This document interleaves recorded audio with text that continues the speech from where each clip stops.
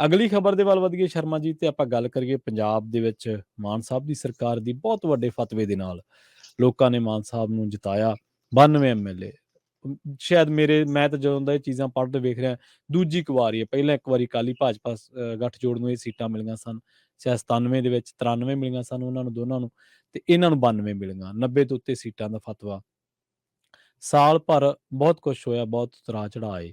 ਇੱਕ ਸਾਲ ਜਿਹੜਾ ਮਾਨ ਸਾਹਿਬ ਦੀ ਸਰਕਾਰ ਨੇ ਪੂਰਾ ਕੀਤਾ, ਕੀ ਕਹਿੰਦਾ ਇਹਨਾਂ ਦਾ ਰਿਪੋਰਟ ਕਾਰਡ?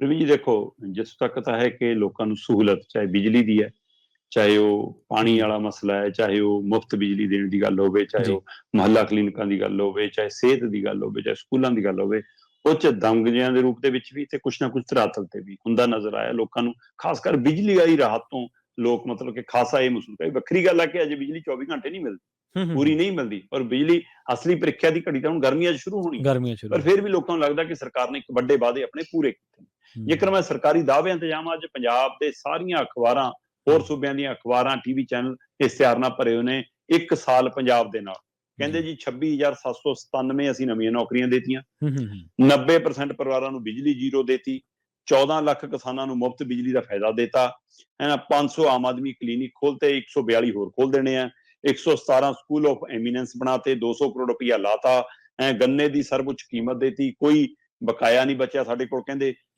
41,043 ਕਰੋੜ ਰੁਪਇਆ ਨਵਾਂ ਨਿਵੇਸ਼ ਕਰਤਾ ਅਸੀਂ। ਕਹਿੰਦੇ ਐਂਟੀ ਗੈਂਗਸਟਰ ਟਾਸਕ ਫੋਰਸ ਬਣਾਤੀ, 567 ਗ੍ਰਿਫਤਾਰ ਕਰ ਲਏ। ਕਹਿੰਦੇ ਭ੍ਰਿਸ਼ਟਾਚਾਰ ਵਿਰੁੱਧ ਕਾਰਵਾਈ ਚੱਲ ਰਹੀ ਹੈ, 380 ਗ੍ਰਿਫਤਾਰ ਕਰ ਲਏ। ਕਹਿੰਦੇ ਪਰਾਲੀ ਸਾੜਨ ਦੇ ਮਾਮਲੇ ਘਟ ਗਏ, 30% ਤੋਂ ਵੱਧ ਮਾਮਲੇ ਘਟ ਗਏ। ਕਹਿੰਦੇ ਸ਼ਹੀਦਾਂ ਦੇ ਪਰਿਵਾਰਾਂ ਲਈ 1 ਕਰੋੜ ਰੁਪਈਆ ਅਸੀਂ ਰਾਸ਼ੀ ਰੱਖਤੀ, ਸਹਾਇਤਾ ਰਾਸ਼ੀ।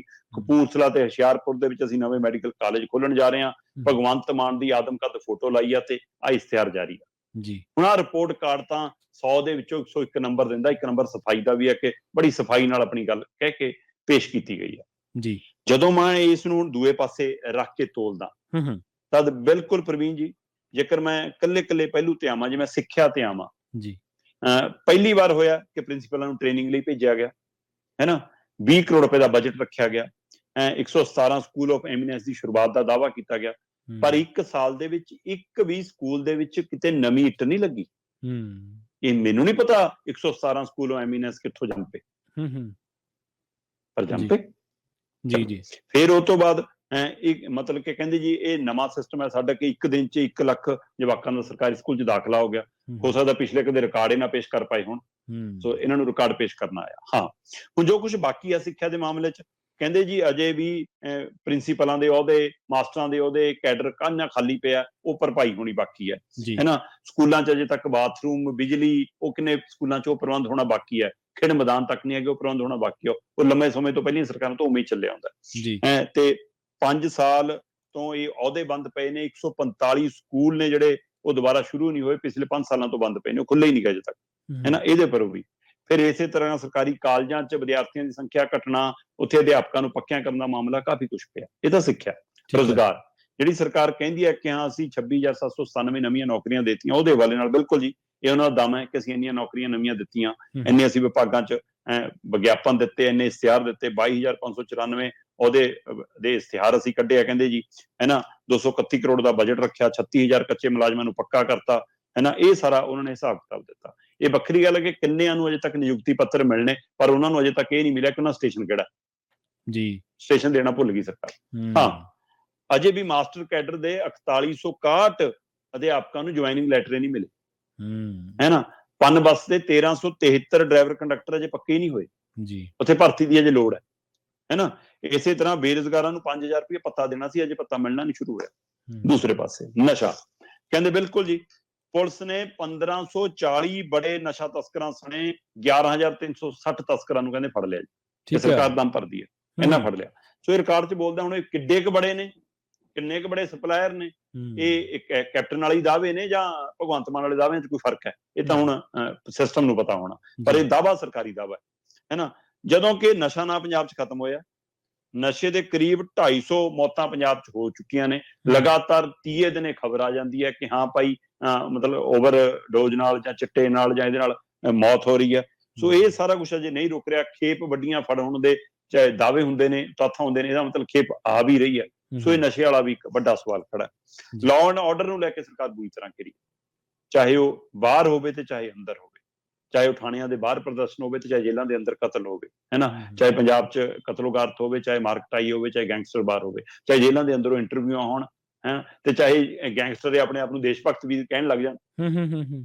ਤੇ ਇਹ ਇਹੋ ਜਿਹਾ ਵਰਤਾਰਾ ਵੀ ਇਹਨਾਂ ਦੇ ਰਾਤ ਜਾਰੀ ਹੈ। ਤੇ ਹੁਣ ਇਹ ਕਹੀ ਜਾਂਦੇ ਆ ਕਿ ਅਸੀਂ ਤਾਂ ਸਾਡੀ ਜੇਲ੍ਹ 'ਚ ਤਾਂ ਹੋਇਆ ਨਹੀਂ। ਜੇਲ੍ਹ ਤਾਂ ਜੇਲ੍ਹ ਪ੍ਰਵੀਨ ਜੀ, ਉਹਦੇ ਲਈ ਬਕਾਇਦਾ ਪਿੱਛੇ ਜਿਵੇਂ ਕਾਲਾ ਪਰਦਾ ਲਵਾ ਕੇ ਦਿੱਤਾ ਹੁੰਦਾ, ਐ ਪ੍ਰਬੰਧ ਕਰਾ ਕੇ ਦਿੱਤਾ ਜਿਵੇਂ ਸਟੂਡੀਓ 'ਚ ਲਾਈਵ ਕਰਾਇਆ ਹੋਵੇ। ਸੋ ਇਸ ਲਈ ਇਹ ਸਾਰੇ ਲਈ ਜਵਾਬਦੇਹ ਹੈ। ਸੋ ਲਾਅ ਐਂਡ ਆਰਡਰ ਦੇ ਮਾਮਲੇ 'ਚ ਸਰਕਾਰ ਕਾਫੀ ਹੱਦ ਤੱਕ ਘਿਰੀ ਹੋਈ ਵੀ ਹੈ ਔਰ ਫੇਲ ਵੀ ਹੈ। ਤੇ ਗੈਂਗਵਾਰ ਘੱਟ ਨਹੀਂ ਹੋਇਆ। 29 ਮਈ ਨੂੰ ਸਿੱਧੂ ਮੂਸੇਵਾਲੇ ਦਾ ਕਤਲ ਹੋ ਜਾਂਦਾ ਹੈ ਨਾ, ਅੰਬੀਆਂ ਵਾਲਾ ਕਤਲ ਦਾ ਮਾਮਲਾ ਹੈ ਨਾ, ਜੇਲ੍ਹਾਂ 'ਚ ਗੈਂਗਵਾਰ ਹੋ ਰਿਹਾ ਹੈ। 1 ਸਾਲ 'ਚ 200 ਤੋਂ ਜ਼ਿਆਦਾ ਕਤਲ ਹੋ ਚੁੱਕੇ ਨੇ, ਫਰੋਤੀ ਦੀਆਂ ਮਾਮਲੇ ਸਾਹਮਣੇ ਆ ਚੁੱਕੇ ਨੇ, ਜੇਲ੍ਹ 'ਚ 2 ਬੰਦਿਆਂ ਦਾ ਕਤਲ ਹੋ ਚੁੱਕਿਆ ਹੈ, ਜੇਲ੍ਹ 'ਚੋਂ ਭਗੌੜੇ ਹੋ ਜਾਂਦੇ ਨੇ, ਹੈ ਨਾ, ਪੁਲਿਸ ਵਾਲੇ ਆਪ ਲਿਆ ਕੇ ਉਹਨਾਂ ਨੂੰ ਕਲੱਬਾਂ 'ਚ ਨਾਚ ਕਰਦੀਆਂ ਉਹਨਾਂ ਨਾਲ। ਸੋ ਇਹ ਸਾਰਾ ਵਰਤਾਰਾ, ਸਾਰਾ ਕੁਝ ਸਾਰੇ ਸਾਹਮਣੇ ਹੈ। ਸਿਹਤ ਕਹਿੰਦੇ ਜੀ 1353 ਅਸੀਂ ਨਵੇਂ ਸਟਾਫ ਦੀ ਭਰਤੀ ਕਰਤੀ, 504 ਆਮ ਆਦਮੀ ਕਲੀਨਿਕ ਖੋਲਣੇ ਆ ਅਸੀਂ, ਜਿਹਦੇ ਲਈ ਸਾਡਾ ਸਾਰਾ ਕੁਝ ਹੈ। ਕਹਿੰਦੇ 500 ਆਮ ਆਦਮੀ ਕਲੀਨਿਕ ਖੋਲ ਤੇ 142 ਹੋਰ ਹੋ ਜਾਣੇ ਆ, ਇਹਦੇ ਨਾਲ ਮਤਲਬ ਕਿ 642 ਦੇ ਕਰੀਬ ਖੁੱਲ ਜਾਣੇ ਆ। ਇਸੇ ਤਰ੍ਹਾਂ ਕਹਿੰਦੇ ਜੀ 10.50 ਲੱਖ ਮਰੀਜ਼ਾਂ ਨੂੰ OPD ਸਹੂਲਤ ਅਸੀਂ ਦੇਤੀ, 80 ਤਰ੍ਹਾਂ ਦੀਆਂ ਕਹਿੰਦੇ ਦਵਾਈਆਂ, 40 ਤਰ੍ਹਾਂ ਦੇ ਟੈਸਟ ਅਸੀਂ ਮੁਫਤ ਕਰਤੇ। ਪਰ ਹਕੀਕਤ ਜਿਹੜੇ ਪੁਰਾਣੇ ਸਿਹਤ ਕੇਂਦਰ ਦੀ ਸਾਡੇ, ਉਹਨਾਂ ਦੇ ਉੱਤੇ ਨਵੇਂ ਫੱਟੇ ਲਾਤੇ। ਦਵਾਈਆਂ ਹਸਪਤਾਲਾਂ 'ਚ, ਸਰਕਾਰੀ ਡਿਸਪੈਂਸਰੀਆਂ 'ਚ ਪੂਰੀਆਂ ਨਹੀਂ ਮਿਲਦੀਆਂ, ਸਟਾਫ ਪੂਰਾ ਨਹੀਂ ਹੈਗਾ, ਉਹਦੇ ਉੱਤੇ ਗੌਰ ਕਰਨ ਦੀ ਲੋੜ ਆ। ਪਰ ਇਸ਼ਤਿਹਾਰਾਂ ਦੇ ਵਿੱਚ ਸਾਰਾ ਕੁਝ ਪੂਰਾ ਹੈ। ਕਰਜ਼ਾ, ਜਿਹੜਾ ਕਰਜ਼ਾ ਸਰਕਾਰ ਜਦੋਂ ਆਈ ਸੀ ਤਦ ਕਹਿੰਦੇ 2.25 ਲੱਖ ਕਰੋੜ ਦਾ ਕਰਜ਼ਾ ਸੀ, ਅੱਜ 3 ਲੱਖ ਕਰੋੜ ਤੋਂ ਉੱਪਰ ਚਲਾ ਗਿਆ ਕਰਜ਼ਾ। ਤੇ ਕਹਿੰਦੇ ਅਸੀਂ ਵਿਆਜ ਵੀ ਮੋੜਿਆ, ਮੂਲ ਵੀ ਮੋੜਿਆ। ਠੀਕ ਹੈ, ਪਰ ਕਰਜ਼ਾ 3 ਲੱਖ ਕਰੋੜ ਤੋਂ ਉੱਪਰ ਹੈ ਪ੍ਰਵੀਨ ਜੀ। ਔਰ ਇਹ ਕਰਜ਼ਾ ਅਗਲੇ ਸਾਲ ਦੇ ਵਿੱਚ ਮਤਲਬ 35,000 ਕਰੋੜ ਦਾ ਨਵਾਂ ਸਰਕਾਰ ਦੇ ਸਿਰ ਤੇ ਚੜ ਜਾਣਾ। 30,000 ਕਰੋੜ ਰੁਪਇਆ ਪਿਛਲੇ ਸਾਲ 'ਚ ਸਰਕਾਰ ਲੈ ਚੁੱਕੀ ਆ, ਔਰ 35,000 ਕਰੋੜ ਰੁਪਇਆ ਅਗਲੇ ਸਾਲ, ਹਰ ਮਹੀਨੇ 3,000 ਕਰੋੜ ਦੀ ਔਸਤ। ਸੋ ਇਸ ਲਈ 3 ਲੱਖ ਕਰੋੜ ਦਾ ਕਰਜ਼ਾ ਪੰਜਾਬ ਦੇ ਸਿਰ ਹੈਗਾ, ਔਰ ਅਗਲੇ ਸਾਲ ਤੱਕ ਇਹਨੇ 3.5 ਲੱਖ ਕਰੋੜ ਤੋਂ ਉੱਪਰ 4 ਲੱਖ ਕਰੋੜ ਦੇ ਵੱਲ ਨੂੰ ਵੱਧ ਜਾਣਾ। ਔਰ ਸਰਕਾਰ ਚਾਹੇ ਲੋਨ ਮੋੜੇ ਚਾਹੇ ਕਿਸ਼ਤ ਮੋੜੇ, ਉਹ ਪਹਿਲਾਂ ਵੀ ਮੋੜਦੇ ਸੀ, ਹੁਣ ਵੀ ਮੋੜਦੇ। ਇਸ ਲਈ ਇਹ ਭਰਮ ਭੁਲੇਖਾ ਵੱਡਾ ਸਵਾਲ ਹੈ। ਹਾਂ, ਜਦ ਕਿ ਕਿਸਾਨਾਂ ਦਾ ਕੋਈ ਕਰਜ਼ਾ ਮਾਫ ਨਹੀਂ ਹੋਇਆ, ਹੈ ਨਾ, ਇੰਡਸਟਰੀ ਨੂੰ ਕੋਈ, ਸਥਾਨਕ ਇੰਡਸਟਰੀ ਨੂੰ ਕੋਈ ਉਹੀ ਜਿਹੀ ਰਾਹਤ ਨਹੀਂ ਮਿਲੀ, ਨਵੀਂ ਲਿਆਉਣ ਦੇ ਦਮ ਜੇ ਨੇ ਉਹ ਨਵੀਂ ਮਿਲੇ ਨਹੀਂ। ਹਾਂ, ਬਿਜਲੀ 80% ਪਰਿਵਾਰ ਨੇ ਜਿਨ੍ਹਾਂ ਨੂੰ ਬਿਜਲੀ ਬਿੱਲ ਜ਼ੀਰੋ ਆ ਰਿਹਾ, ਕੋਈ ਦੋ ਰਾਏ ਨਹੀਂ। ਠੀਕ ਹੈ, ਪਰ ਬਿਜਲੀ ਦੀ ਘਾਟ, ਥਰਮਲ ਪਲਾਂਟਾਂ ਦੀ ਸਥਿਤੀ, ਕੋਲੇ ਦੀ ਸਥਿਤੀ, ਔਰ ਉਤਪਾਦਨ ਘੱਟ ਤੇ ਲਾਗਤ ਵੱਧ, ਤੇ ਬਾਹਰੋਂ ਮਹਿੰਗੀ ਲੈਣੀ, ਸਸਤੀ ਦੇਣੀ, ਉਹਦੇ ਨਾਲ ਖਜ਼ਾਨੇ 'ਚ ਕੀ ਬੋਝ ਪੈਣਾ, ਇਹ ਵੱਡਾ ਸਵਾਲ ਖੜਾ। ਹਾਂ, ਭ੍ਰਸ਼ਟਾਚਾਰ ਨੂੰ ਲਗਾਮ ਲਾਉਣ ਲਈ ਹੈਲਪਲਾਈਨ ਨੰਬਰ ਜ਼ਰੂਰ ਜਾਰੀ ਹੈ, ਪਰ ਭ੍ਰਸ਼ਟਾਚਾਰ ਨੂੰ ਉਵੇਂ ਨੱਥ ਨਹੀਂ ਪਈ ਜਿਵੇਂ ਪੈਣੀ ਚਾਹੀਦੀ ਸੀ। ਹਾਂ, ਜਿੱਥੋਂ ਤੱਕ ਵੱਡਾ ਐਲਾਨ ਆ ਬੀਬੀਆਂ ਨੂੰ, ਇਹ ਸਾਰੇ ਮਸਲਿਆਂ ਨਾਲੋਂ ਵੀ ਜ਼ਿਆਦਾਤਰ ਬੀਬੀਆਂ ਨੂੰ 1,000 ਰੁਪਏ ਦਾ ਇੰਤਜ਼ਾਰ ਹੈ, ਜਿਹੜਾ ਕਦੇ ਵੀ 5 ਸਾਲਾਂ 'ਚ ਅਜੇ ਪੂਰਾ ਹੋ ਸਕਦਾ। ਸੋ ਗਰੰਟੀਆਂ ਨੇ ਜੀ, ਦੇਖਦੇ ਹਾਂ ਕਦੋਂ ਸਰਕਾਰ ਪੂਰਾ ਕਰਦੀ ਆ। ਪਰ 1 ਸਾਲ ਪੂਰਾ ਹੋਣ ਤੇ ਭਗਵੰਤ ਮਾਨ ਨੇ ਆਪਣੀ ਪਿੱਠ ਵੀ ਥਾਪੜੀ, ਆਪਣੀ ਸਰਕਾਰ ਨੂੰ ਸ਼ਾਬਾਸ਼ ਵੀ ਦਿੱਤੀ ਆ, ਔਰ ਅੰਮ੍ਰਿਤਸਰ ਦੇ ਵਿੱਚ G20 ਸਿਖਰ ਸੰਮੇਲਨ ਦੇ ਦੌਰਾਨ ਆਪਣੀ ਸਰਕਾਰ ਦਾ ਗੁਣਗਾਨ ਵੀ ਗਾਇਆ। ਜੀ। ਪਰ ਉਧਰ ਸਰਕਾਰ ਦੇ ਗੁਣਗਾਨ ਕਰੀ ਜਾਂਦੇ ਸ਼ਰਮਾ ਜੀ, ਤੇ ਉਧਰ ਮੰਤਰੀਆਂ ਦੇ ਵਿਭਾਗਾਂ ਦੇ ਫੇਰ ਬਦਲ ਵੀ ਕਰਤੇ। ਸੁਣਨ ਦੇ ਵਿੱਚ ਆ ਰਿਹਾ ਵੀ ਅਮਨ ਅਰੋੜਾ ਦੇ ਪਾਰਕ ਉਤਰੇ ਆ, ਤੇ 6 ਮੰਤਰੀਆਂ ਸਣੇ, ਮੁੱਖ ਮੰਤਰੀ ਦੇ ਸਣੇ 6 ਮੰਤਰੀਆਂ ਦੇ ਵਿਭਾਗਾਂ ਦੇ ਵਿੱਚ ਫੇਰ ਬਦਲ ਕੀਤਾ ਗਿਆ ਜੀ। ਬਿਲਕੁਲ ਪ੍ਰਵੀਨ ਜੀ, ਇਹਦੇ ਵਿੱਚ ਕੋਈ ਦੋ ਰਾਏ ਨਹੀਂ ਗੀ ਜੀ, ਕਿ ਮੁੱਖ ਮੰਤਰੀ ਭਗਵੰਤ ਮਾਨ ਹੋਰਾਂ ਦੇ ਖੁਦ ਕੁਝ ਵਿਭਾਗ ਲੈ ਲਏ, ਕੁਝ ਛੱਡਤੇ। ਇਸੇ ਤਰ੍ਹਾਂ ਬੀਬੀ ਅਨਮੋਲ ਗਗਨ ਮਾਨ, ਇਸੇ ਤਰ੍ਹਾਂ ਗੁਰਮੀਤ ਸਿੰਘ ਮੀਥੇਰ, ਇਸੇ ਤਰ੍ਹਾਂ ਚੇਤਨ ਸਿੰਘ ਜੋੜਾ ਮਾਜਰਾ, ਇਸੇ ਤਰ੍ਹਾਂ ਲਾਲਜੀਤ ਭੁੱਲਰ, ਤੇ ਇਸੇ ਤਰ੍ਹਾਂ ਅਮਨ ਅਰੋੜਾ ਜੀ। ਇਹਨਾਂ ਸਾਰਿਆਂ ਦੇ ਵਿਭਾਗਾਂ 'ਚ ਕੁਝ ਆਦਾਨ ਪ੍ਰਦਾਨ ਹੋਇਆ, ਕੁਝ ਵਿਭਾਗ ਲਏ, ਕੁਝ ਦੇਤੇ, ਕੁਝ ਆਪਣੇ ਕੋਲ ਰੱਖ ਲਏ, ਕੁਝ ਆਪਣੇ ਵਾਲੇ ਇੱਧਰ ਉੱਧਰ ਕਰਤੇ। ਉਹ ਠੀਕ ਹੈ ਉੱਥੇ ਤੱਕ, ਤੇ ਜ਼ਿਆਦਾ ਕਿਤੇ ਹਲਚਲ ਨਜ਼ਰ ਨਹੀਂ ਆਈ ਸਵੈ ਅਮਨ ਅਰੋੜਾ ਤੋਂ। ਕੁੱਲ ਜਿਹੜੀ ਇਹ ਸਾਰੀ ਅਦਲਾ ਬਦਲੀ ਹੋਈ ਆ, ਹਾਂਜੀ, ਇਹ ਮਹਿਸੂਸ ਕੀਤਾ ਜਾ ਰਿਹਾ ਕਿ ਅਮਨ ਅਰੋੜਾ ਦੀ ਉਹ ਹੋਈ ਆ। ਬਾਕੀਆਂ ਲਈ ਤਾਂ ਇਹ ਦਿਖਾਉਣ ਲਈ ਕੀਤਾ ਲੋਕਾਂ ਨੂੰ ਕਿ ਨਹੀਂ ਅਸਲ ਸਾਰੇ ਵਿਭਾਗਾਂ 'ਚ ਇੱਧਰ ਉੱਧਰ ਕੀਤਾ। ਅਸਲ 'ਚ ਮਤਲਬ ਬਦਲੀ ਵੀ ਨਹੀਂ ਹੋਈ, ਵਿਭਾਗਾਂ ਦਾ ਆਦਾਨ ਪ੍ਰਦਾਨ ਵੀ ਨਹੀਂ ਹੋਇਆ, ਇਹ ਪਰਖ ਉਤਰੇ ਨੇ ਅਮਨ ਅਰੋੜਾ। ਠੀਕ ਹੈ, ਇਹ ਅਮਨ ਅਰੋੜਾ ਦੀ ਮੰਤਰਾਲੇ ਨੂੰ ਛਾਂਗਿਆ ਗਿਆ। ਕਾਰਨ ਅਮਨ ਅਰੋੜਾ ਕੋਲ 2 ਵੱਡੇ ਵਿਭਾਗ ਨੇ, ਸਥਾਨਕ ਸਰਕਾਰਾਂ ਵਾਲਾ ਵਿਭਾਗ ਤੇ ਦੂਜਾ ਲੋਕਲ ਬੋਡੀਜ਼ ਦੇ ਨਾਲ ਲੋਕ ਸੰਪਰਕ ਵਿਭਾਗ। ਹੁਣ ਸਥਾਨਕ ਸਰਕਾਰਾਂ ਵਾਲੇ ਵਿਭਾਗ 'ਚ ਆਉਣ ਦਿਨਾਂ 'ਚ ਚੋਣਾਂ ਵੀ ਹੋਣੀਆਂ ਨੇ ਪ੍ਰਵੀਨ ਜੀ, ਤੇ ਇਸ ਲਈ ਮੰਨਿਆ ਜਾ ਰਿਹਾ ਕਿ ਉਹ ਵਿਭਾਗ, ਚਾਹੇ ਉਹ ਇਮਾਰਤਾਂ ਦੇ ਨਿਰਮਾਣ ਦਾ ਹੈ, ਚਾਹੇ ਸ਼ਹਿਰੀ ਵਿਕਾਸ ਦਾ, ਚਾਹੇ ਕਾਸੇ ਦਾ, ਉਹ ਕਹਿੰਦੇ ਮੁੱਖ ਮੰਤਰੀ ਨੇ ਆਪਣੇ ਕੋਲ ਤਾਂ ਰੱਖ ਲਿਆ ਜੀ। ਪਰ ਜਿਹੜਾ ਲੋਕ ਸੰਪਰਕ ਵਿਭਾਗ ਹੈ, ਅਸਲੀ ਮਾਮਲਾ ਤਾਂ ਉਹਨੂੰ ਲੈ ਕੇ ਸੀਗਾ ਕਿ ਲੋਕ ਸੰਪਰਕ ਵਿਭਾਗ ਜਿਹੜਾ ਹੈਗਾ ਕਿ ਉਹ ਕੀ ਕਰਨਾ ਉਹਦਾ। ਕਾਰਨ ਲੋਕ ਸੰਪਰਕ ਵਿਭਾਗ ਦਾ ਮਤਲਬ ਹੈ ਸਮੁੱਚਾ ਮੀਡੀਆ, ਜੀ। ਤੇ ਸਮੁੱਚੇ ਮੀਡੀਆ ਨੂੰ ਦਿੱਲੀ ਵਾਲੇ ਜਿਵੇਂ ਕੰਟਰੋਲ ਕਰ ਰਹੇ ਨੇ, ਤੇ ਦਿੱਲੀ ਵਾਲਿਆਂ ਦੇ ਰਾਹ 'ਚ ਕਹਿੰਦੇ ਅਮਨ ਅਰੋੜਾ ਰੋੜਾ ਬਣਨ ਲੱਗ ਗਿਆ ਸੀ।